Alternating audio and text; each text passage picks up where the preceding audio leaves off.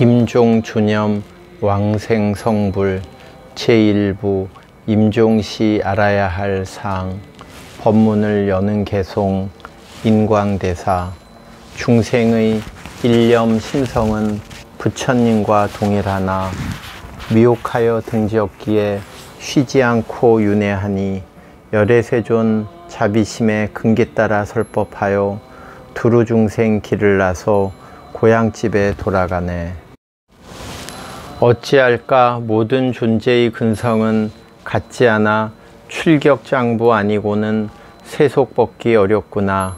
이에 열애께서 정토법문 특별히 열어 상중하의 일체근기 두루 널리 섭수하네. 오역시박 지은 사람 지옥 모습 나타날 때 일념정성 아미탑을 곧피 안에 올라서고 등각보살 지혜복덕 부처님과 같건만은 오히려 왕생해야 무상불이 증득하네. 십신이야 박지범부 온갖 번뇌 진여건을 염불하려 하지 않아 어찌하면 좋겠는가. 세인에게 말하노니 함께 믿고 발언하여 부처 명호 굳게 지녀 한결같이 변치 마세. 임종 때가 되거들랑 아미탑을 접임받고 오타각세 단방 나와 구품연화 올라서서 겸불하고 법문 들어 무생법인 증득하고 미타대원 술에 타서 두루 중생 제도하세. 들어가는 말 열애께서는 일대사 인연을 위해 세상에 출현하셨으니 이른바 부처님의 직연을 열어 중생에게 보여주시고 중생으로 하여금 깨닫게 하시고 보리도에 들게 하셨습니다. 그러나 부처님의 직연을 계시오입하려면 반드시 방편이 있어야 합니다. 그래서 3장 12부 경전과 84,000 법문이 있게 되었습니다. 그것이 구경에 들어가는 극치는 모두 부처님의 직연을 계시오입하기 위함이고 모두 이 일대사 인연을 위함입니다. 법화경에 이르시길 나는 지혜의 힘으로 중생들의 성품과 욕망을 알아서 방편으로 제법을 설하여 모두 다 기쁨을 얻게 하리라 하셨고 또 이르시길 지금 나는 기쁘고 두려움이 없나니 모든 보살에게 곧바로 방편을 버리고 다만 무상도를 설하노라 하셨습니다. 방편으로 제법을 설하셨으니 제법은 방편이기에 곧 방편을 버려야 곧 진실입니다. 방편문을 열어 진실상을 보이니 법화경은 경률론 3장 가운데 홀로 왕입니다. 정토 법문은 방편 중에 제일 방편이고 요의 중에 위없는 요의이며 원돈 중에 가장 지극한 원돈입니다. 우익대사께서 이르시길 제불께서 중생들을 불쌍히 여기시어 기연에 따라 교화를 베푸시니 비록 근원으로 돌아가면은 둘이 없지만 방편의 문은 무수히 많다. 일체 방편 가운데 지극히 곧장 질러가고 지극히 원만하고 단박에 깨치는 법문을 구하려면 염불하여 정토에 태어나기를 구하는 것만이 없다. 이로써 정토 법문은 실로 법화와 함께 일미가 되니 곧 방편이고 곧 진실임을 알 수 있습니다. 인광대사께서 항상 말씀하시길 구법계 중생들은 이 법을 여의면 위로 불도를 원만히 성취할 수 없고 시방제불께서 이 법을 버리시면 아래로 중생을 널리 이롭게 할 수 없다 하셨습니다. 정토법문의 공용은 이와 같습니다. 그래서 시방제불께서 함께 찬탄하시고 구법계 중생들이 함께 돌아가며 모든 경전에서 함께 천양하고 모든 논서에서 함께 선양합니다. 정토 법문의 수학에 관해서 가장 중요한 것은 진실한 믿음과 간절한 발원을 갖추어 오로지 명호를 집지함에 있지만 임종시 한 생각이 특히 절박하고 중요합니다. 예전에 인조께서 임종진량이란 책 한 권을 판각 인쇄하여 멀고 가까운 곳 가릴 것 없이 널리 유통하여 그 이익을 입은 사람이 매우 많았습니다. 지금 서진 스님, 세료 스님 등이 널리 유통하기 위해 부녀자도 아이들도 모두 이해할 수 있도록 다시 칙종 수지를 지었습니다. 문장은 비록 알기 쉽게 쓰여 있을지라도 그 뜻은 실로 상세합니다. 만약 이것을 깊고 간절히 강구하여 법문에 따라 시행한다면 망자가 틀림없이 서방에 왕생할 수 있으니 그 이익됨을 무엇으로 헤아리겠습니까? 정토 법문에 담긴 뜻에 관해서 비록 무수한 경전과 논서에서 남김없이 드러내어 밝혔다고 할지라도 아직도 의심하는 사람이 있다면 또한 이를 해석하지 않으면 안 됩니다.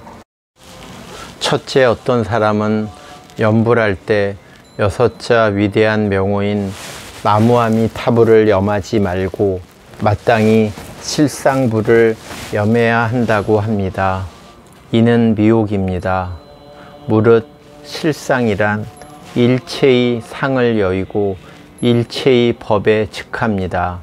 고요함과 비춤은 둘이 아니며 몸과 국토도 둘이 아니어서 성덕과 수덕도 둘이 아니며 진신과 응화신도 둘이 아니어서 실상 아님이 없으니 어찌 6자 위대한 명호인 나무아미타불을 여의고서 달리 실상을 구할 수 있겠습니까? 이 때문에 위대한 명호를 들어야 법계가 탁 트여 밝고 육자 명호를 굳건히 지내야 미묘한 체가 전체 그대로 드러나지만 저 실상과 위대한 명호로 갈려서 둘이 되는 사람은 때마침 보더라도 그것이 실상인지 알 수 있는 것은 아닙니다. 둘째, 어떤 사람은 아미타불을 염하지 말고 마땅히 비로자나 불을 염해야 한다고 말합니다. 비로자나 불이란 법신불이고 아미타란 응신불입니다. 이것도 미혹입니다. 법신, 보신, 응신의 삼신은 즉 하나이면서 셋이고 셋이면서 하나이니 즉 비로자나 불 및 아미타불이고 즉 아미타불이고 즉 비로자나 불이지만 이것이 다시 갈려서 둘이 되어 때마침 보더라도 그것이 비로자나 불인지 알 수 있는 것은 아닙니다. 셋째, 또 어떤 이는 서방 극락세계에 태어나기를 구하지 말고 마땅히 상적 광토에 태어나기를 구해야 한다고 말합니다. 이것 또한 미혹입니다. 무릇 상적, 실보, 방편, 동거 이름은 비록 4가지가 있지만 그 본체는 하나입니다.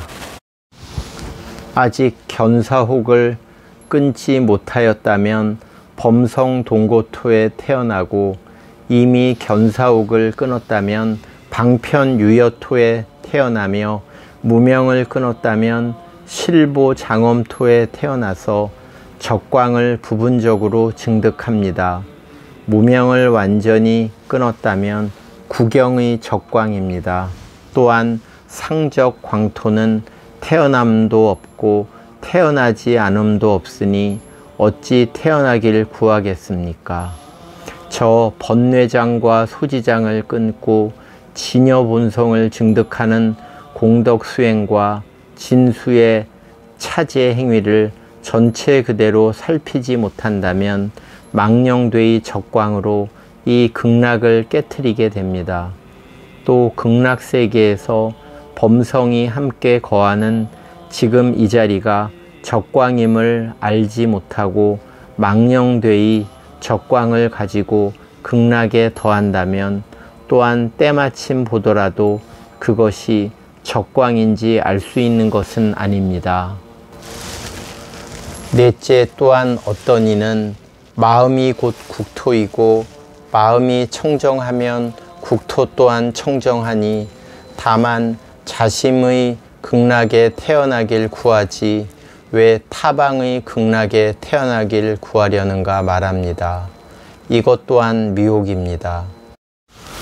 무릇 마음이란 곧 법계이니 극락세계가 10만억 국토 바깥에 있을지라도 원래 법계를 여인 적도 없고 자심을 여인 적도 없습니다. 이에 지금 억지로 육진에 반연하는 그림자를 자심으로 삼아 육진에 반연하는 그림자의 망심 가운데 극락세계를 받아들이고자 하고 게다가 태어나길 구한다면 어찌 잘못이 아니겠습니까? 무릇 이러한 모든 의혹들은 단지 말만 듣고 담긴 뜻을 참고하지 않아 들음이 없는 어두운 깨달음의 어리석음을 헛되이 드러내어 어찌 쥐가 찍찍거리고 새가 공공거린다는 꾸지럼을 면치 못하겠습니까? 지혜 있는 사람들은 마땅히 그 미혹된 견해에 빠지지 마십시오. 이러한 여러 가지 이유들로 인해 오늘날 사람들은 범하기 쉬운 병에 걸리고 비현실적인 허황된 꿈을 꾸며 이름을 쫓느라 실상을 잃어버리고 많은 까닭에 그리 간결하지 못해짐을 무릅쓰고 계속해서 비슷한 말을 언급하오니 배우는 사람들께서 살펴주시길 바랍니다. 임종시 조념연불의 의 및 그 방법에 관해서 글 중에 매우 상세히 서술한 까닭에 다시 논의하지 않겠습니다. 1954년 음력 10월 묘진 상해 홍화사. 서문.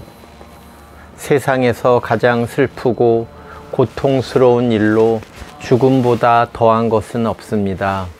죽음에 관해서 모르는 사람도 없고 죽음을 피할 수 있는 사람도 없습니다. 만약 죽음이 슬프고 고통스럽다는 사실만 알고서 불법을 배워 삼계를 벗어나 영원히 죽음을 피할 수 있다는 사실을 모른다면 아무런 이익도 없으니 어찌 그 헛된 수고에 비통하지 않겠습니까?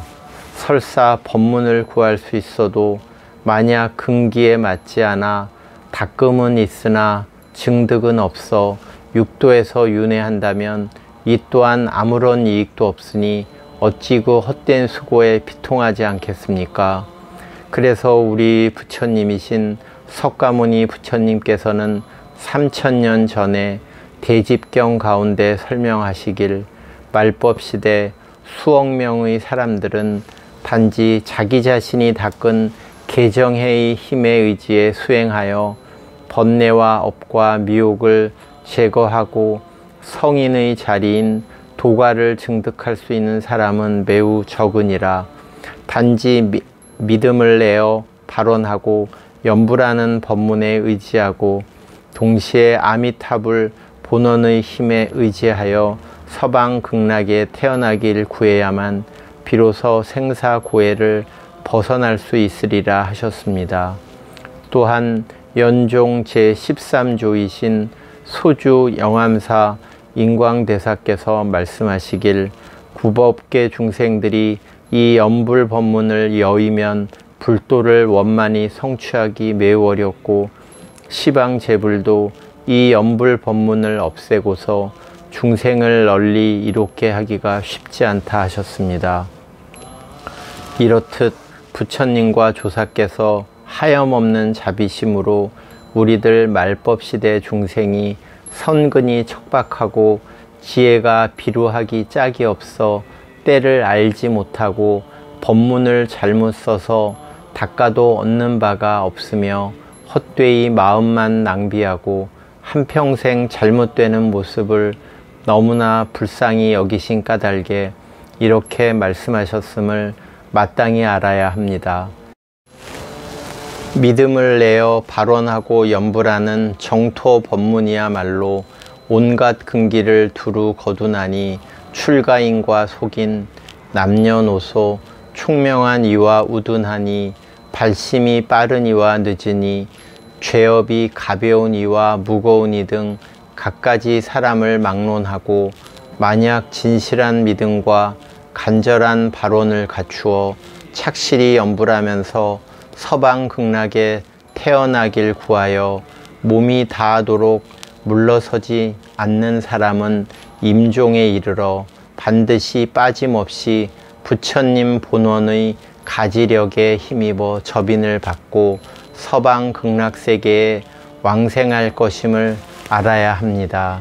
설사 평상시 믿음을 내어 발언하고 연불하여 서방극락에 태어나길 구하는 것을 아직 모르는 사람일지라도 임종시에 만약 선지식을 만나면 그를 일깨워 믿음을 내어 발언하고 연불하여 서방극락에 태어나길 구하고 가족들도 모두 큰 소리로 슬피 울지 않고 이것저것 물어서 이를 그르치는 갖가지 방해를 하지 않는 데다 여법하게 도와서 조념 연불을 하면 이 사람은 반드시 서방극락에 태어나게 됩니다.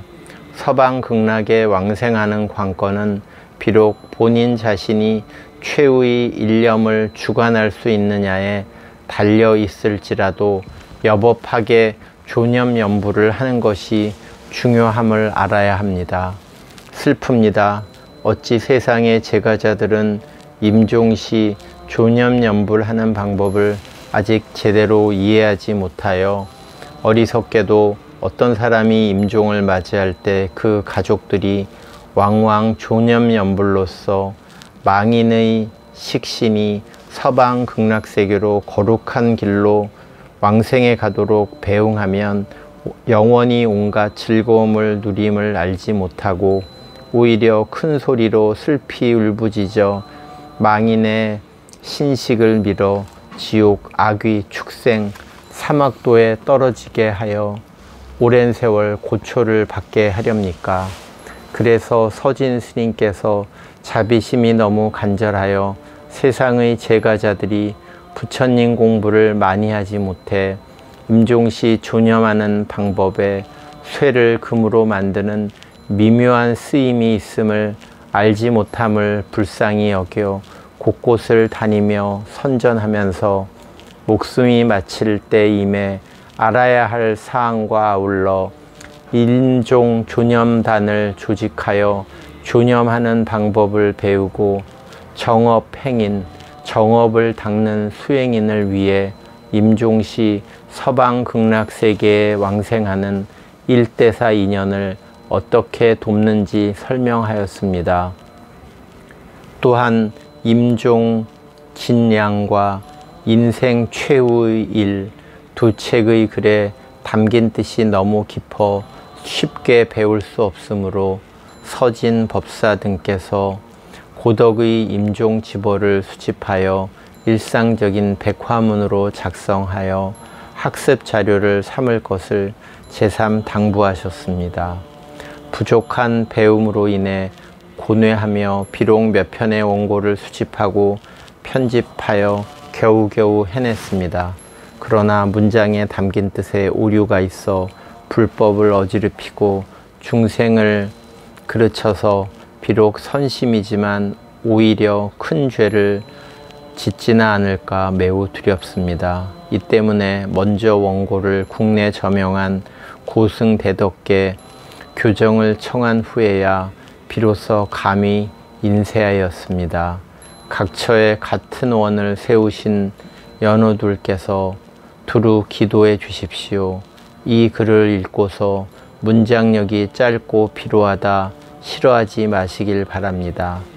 만약 그 실제의 뜻에 의지하여 실행에 옮기실 수 있다면 누구나 왕생하여 일제히 사바세계를 벗어나 생사고뇌를 길이 여의고 모두 안양 세계에 올라 영원히 열반의 묘락을 누릴 것입니다. 불력 2981 1954년 가을날 달, 부처님 환희하시는 날, 정업 후학 세료가 삼가 향림 일행 정사에서 서문을 쓰다.